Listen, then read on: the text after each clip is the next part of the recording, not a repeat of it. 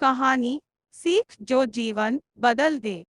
एक राजा था जिसका नाम रामधन था। उनके जीवन में सभी सुख था। राज्य का काम काज भी ऐशो आराम से चल रहे था। राजा के नैतिक गुणों के कारण प्रजा भी बहुत प्रसन्न थी और जिस राज्य में प्रजा खुश रहती है वहां की आर्थिक व्यवस्था भी दुरुस्त होती है। इस प्रकार हर क्षेत्र में राज्य का प्रवाह अच्छा था।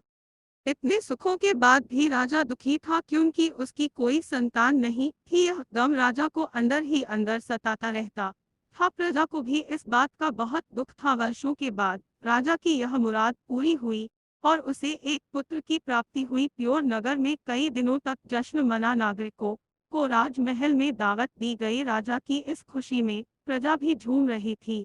समय बीतता जा रहा था। राजकुमार का नाम नंदन सिंह रखा गया। पूजा पाठ एवं इंतजार के बाद राजा को संतान प्राप्त हुई थी, इसलिए उसे बड़े लाड प्यार से रखा जाता था। लेकिन अति किसी बात की अच्छी नहीं होती।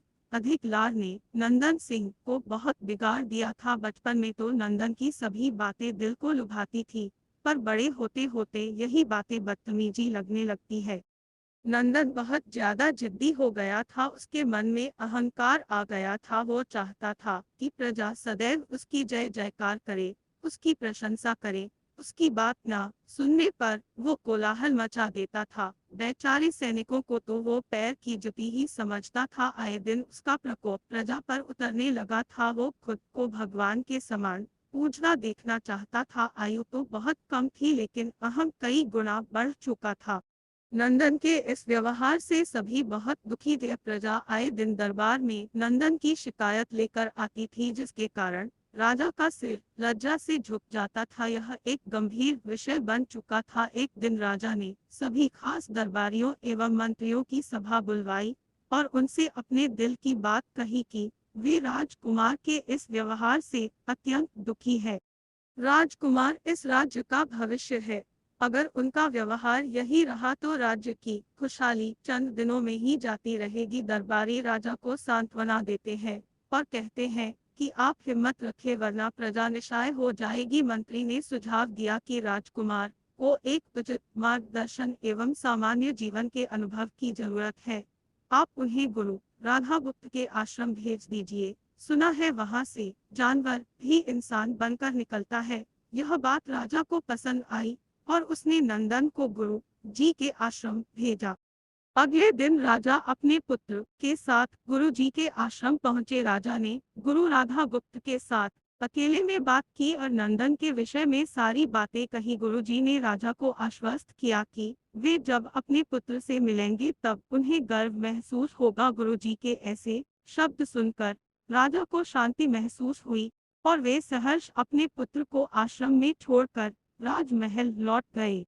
अगले दिन सुबह गुरु के खास चेले द्वारा नंदन को भिक्षा मांग कर खाने को कहा गया, जिसे सुनकर नंदन ने साफ इनकार कर दिया। चेले ने उसे कह दिया कि अगर पेट भरना है तो भिक्षा मांगनी होगी और भिक्षा का समय शाम तक ही है, अन्यथा भूखा रहना पड़ेगा। नंदन ने अपनी अकड़ में चेले की बात नहीं मानी और शाम होते होते उसे भूख लगने लगी, लेकिन उसे खाने को नहीं मिला। दूसरे दिन उसने भिक्षा मांगना शुरू किया। शुरुआत में उसके बोल के कारण उसे कोई भिक्षा नहीं देता था, लेकिन गुरुकुल में सभी के साथ बैठने पर उसे आधा पेट भोजन मिल जाता था। धीरे धीरे उसे मीठे बोल का महत्व समझ आने लगा और करीब 1 महीने बाद नंदन को भर पेट भोजन मिला, जिसके बाद उसके व्यवहार में बहुत से परिवर्तन आए। तरह गुरुकुल के सभी नियमों ने राजकुमार में बहुत से परिवर्तन किए, जिसे राधा गुप्त जी भी समझ रहे थे। एक दिन राधा गुप्त जी ने नंदन को अपने साथ सुबह सवेरे सैर पर चलने कहा। दोनों सैर पर निकल गए। रास्ते भर बहुत बातें की। गुरु जी ने नंदन से कहा कि तुम बहुत बुद्धिमान हो और तुम में बहुत अधिक ऊर्जा है, जिसका तुम्हें सही दिशा में उपयोग करना आना चाहिए। दोनों चलते चलते एक सुंदर बाग में पहुंच गए, जहां बहुत सुंदर सुंदर फूल थे, जिनसे बाग महक रहा था। गुरुजी ने नंदन को बाग से पूजा के लिए गुलाब के फूल तोड़ने कहा। नंदन झट से सुंदर सुंदर गुलाब तोड़ लाया और अपने गुरु के सामने रख दिए।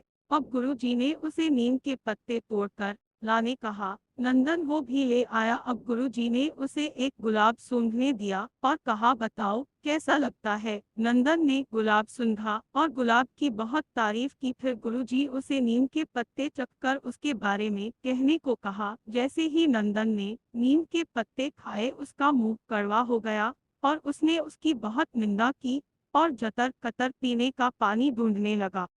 नंदन की यह दशा देख गुरुजी मुस्कुरा रहे थे। पानी पीने के बाद नंदन को राहत मिली। फिर उसने गुरुजी से हंसने का कारण पूछा। तब गुरुजी ने उससे कहा कि जब तुमने गुलाब का फूल सूंघा तो तुम्हें उसकी खुशबू बहुत अच्छी लगी और तुमने उसकी तारीफ की, लेकिन जब तुमने नीम की पत्तियां खाई तो तुम्हें वो कड़वी लगी और तुमने उसे थूक दिया और उसकी निंदा भी की। गुरुजी से नंदन को समझाया, जिस प्रकार तुम्हें जो अच्छा लगता है तुम उसकी तारीफ करते हो, उसी प्रकार प्रजा भी जिसमें गुण होते हैं उसकी प्रशंसा करती है।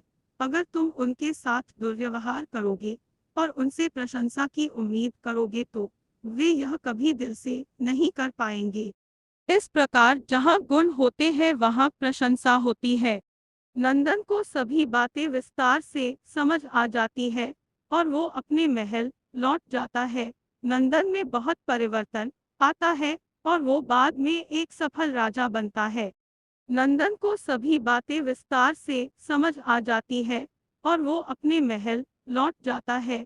नंदन में बहुत परिवर्तन आता है और वो बाद में एक सफल राजा बनता है।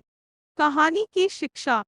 गुरु की सीख ने नंदन का जीवन ही बदल दिया। वो एक क्रूर राजकुमार से एक न्यायप्रिय दयालु राजा बन गया। इस कहानी से हमें यही शिक्षा मिलती है कि हम में गुण होंगे तो लोग हमें हमेशा पसंद करेंगे, लेकिन अगर हम अवगुणी हैं तो हमें प्रशंसा कभी नहीं मिल सकती।